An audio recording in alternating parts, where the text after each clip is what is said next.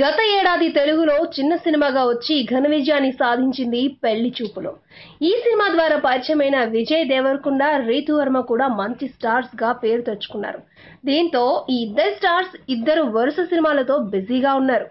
కాగా తన కొత్త సినిమా అర్జున్ రెడ్డితో అందరినీ పలకరించడానికి వస్తున్న విజయ్ దేవరకొండ త్వరలోనే పెళ్లి కొడుకు అవతారం ఎత్తనున్నాడట.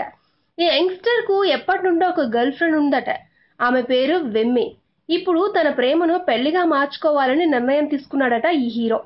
చాలా కాలం నుండి ప్రేమలో మునిగి తేలుతున్న విషయాన్ని బయటకు రాకుండా విజయ్ బాగానే మేనేజ్ చేశాడని చెవులు కొరుక్కుంటున్నారు సినీ వర్గాలు. మన పెళ్లి చూపుల అబ్బాయి బాగానే విషయం బయటకు రాకుండా చూసుకున్నట్లే విజయ్ ఇప్పుడు గీతా ఆర్ట్స్ బ్యానర్ లో డైరెక్టర్ పరశురామ్ తో ఒక సినిమా చేస్తున్నాడు.